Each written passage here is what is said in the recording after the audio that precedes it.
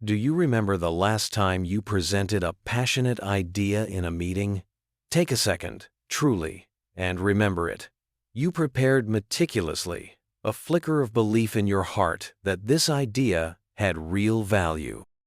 You researched the data, you outlined the benefits, and you envisioned the positive future it could create.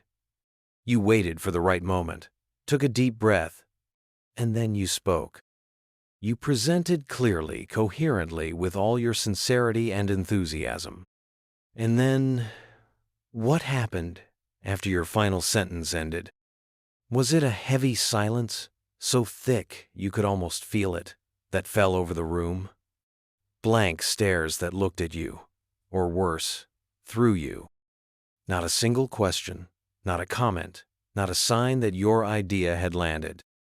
It was just left there, stranded and orphaned in the middle of the air, until it slowly faded as your boss moved on to the next topic, as if you had never spoken at all.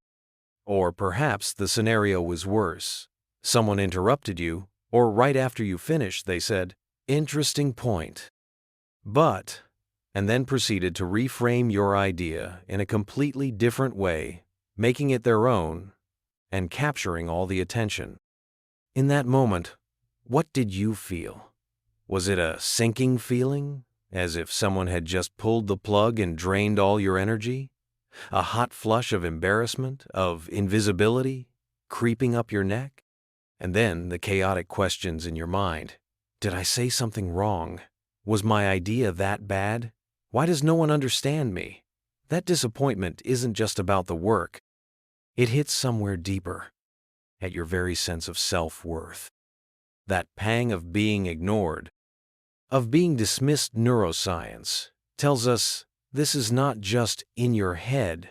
Studies using fMRI scans have shown that the brain processes social rejection and threats to our status in the very same regions that process physical pain, primarily the dorsal anterior cingulate cortex. The sting you feel is real. It is a genuine, neurologically registered wound. This is precisely why logic and data alone are not enough. The workplace is not a sterile laboratory. It is a living, breathing, deeply human orchestra. Each person is a unique instrument. Your technical skills, your IQ, your degrees are what allow you to play your instrument with precision. They are essential, and they are what got you your chair in this orchestra.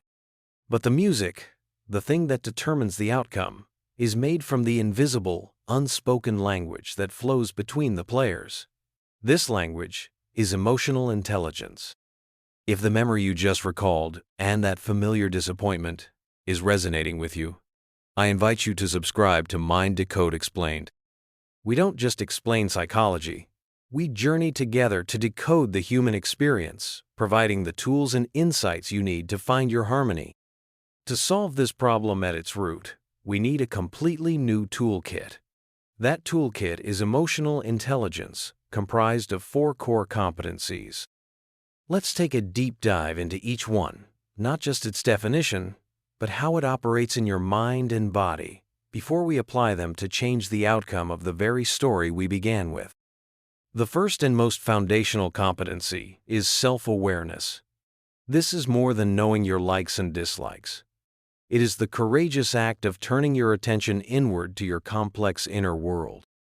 The great psychoanalyst Carl Jung wrote, "Until you make the unconscious conscious, it will direct your life and you will call it fate." At work, this fate is repeating the same frustrating patterns. Always feeling threatened by a certain type of person, always overreacting to feedback, always feeling intense anxiety before presentations. Self-awareness is the lantern you carry into the dark cellar of your unconscious to discover what is truly directing you. A powerful psychological tool for this is the Johari Window, developed by psychologists Joseph Luft and Harrington Ingham. It imagines your consciousness as a 4-paned window, with the most critical pane for our purpose being the blind spot, what others can see in you, but you cannot see yourself. Perhaps you think you're being passionate, but colleagues see you as aggressive. Perhaps you think you're being focused, but your boss sees you as aloof. A high EQ person strives to shrink their blind spot by seeking feedback and observing how others react to them.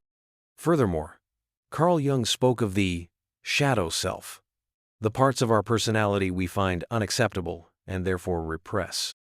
Perhaps you repress your anger because you were taught it's unprofessional, so it leaks out as passive-aggressive sarcasm. Or you repress your fear of looking weak, so you never ask for help and burn yourself out.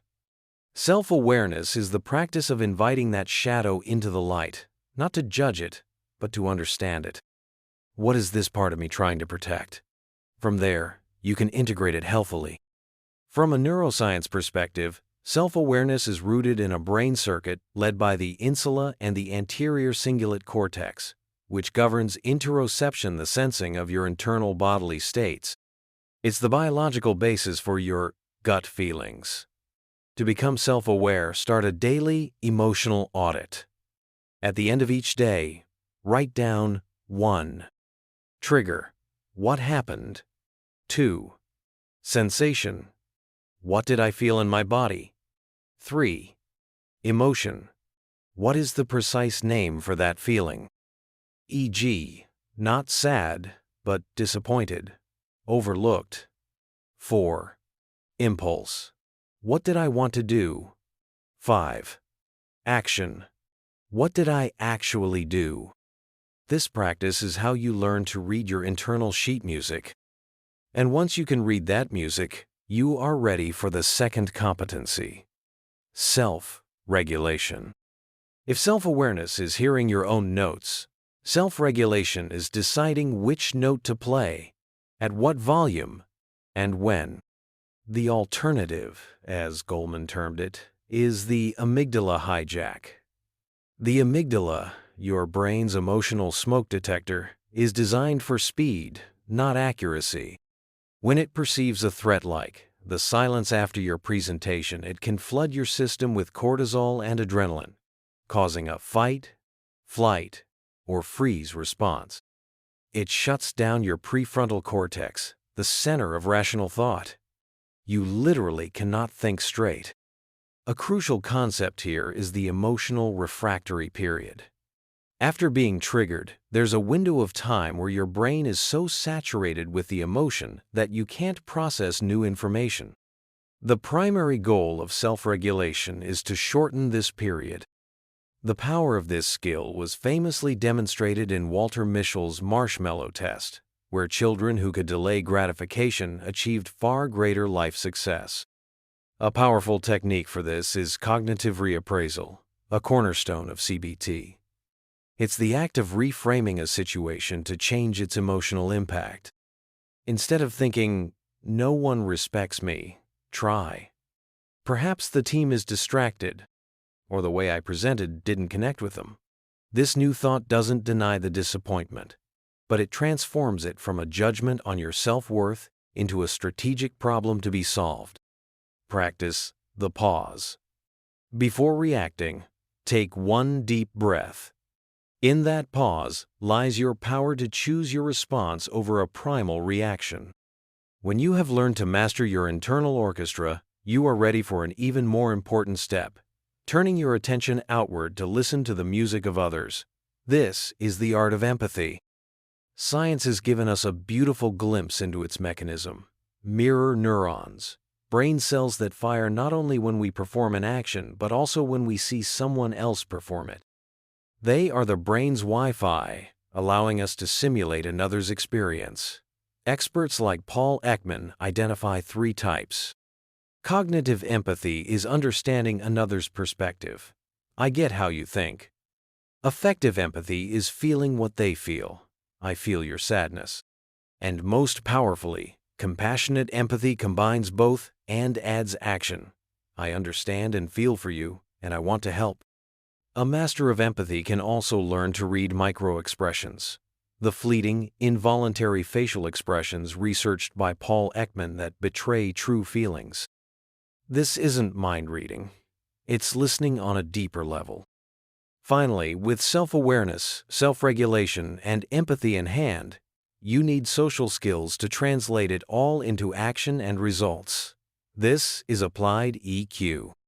A key framework here is David Rock's SCARF model, comprised of 5 social domains the brain treats as survival issues: status, certainty, autonomy, relatedness, and fairness.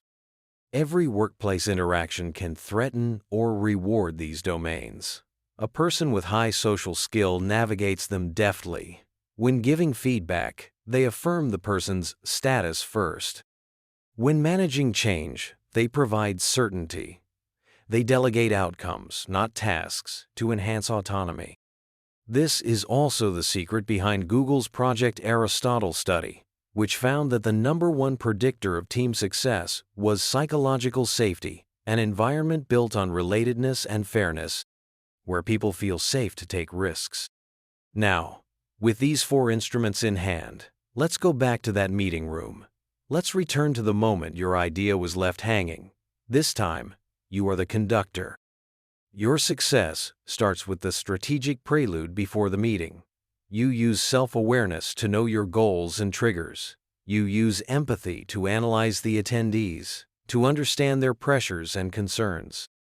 During the presentation, you use self-regulation to remain calm and control your tempo, and you use social skill to frame your idea as a solution to their problem. You say, "Everyone, I know we're all concerned about X. I have a proposal that I believe could help us address that challenge directly." You've turned them into allies. And after you present, the final test comes. If the room is silent, you use social skill to proactively engage a key player. Laura, from your expert perspective, what challenges do you see with this approach? You've turned a monologue into a dialogue. If your idea is hijacked, you use self-regulation to stay calm, then respond with finesse. Thank you for seeing the potential. To build on your point, the second phase of my proposal actually addresses that by, you are collaborative yet subtly assertive. Do you see? Emotional intelligence isn't a passive skill. It is an active, strategic toolkit for turning moments of failure into opportunities. This journey is a practice, and the meeting room that once caused you fear will now become your practice studio. The beauty of this journey lies in neuroplasticity. Every time you practice, you are physically rewiring your brain. You are transforming yourself from a single, frustrated musician into the calm, insightful, and empowered conductor of your own symphony. So, as you step into your work tomorrow, don't just think about your to-do list. Think about the music. Listen to your own instrument. Regulate your sound. Tune your ear to the melody of your colleagues. And then, with strategy and finesse, conduct your piece. It is time to truly begin, one thoughtful, emotionally intelligent note at a time.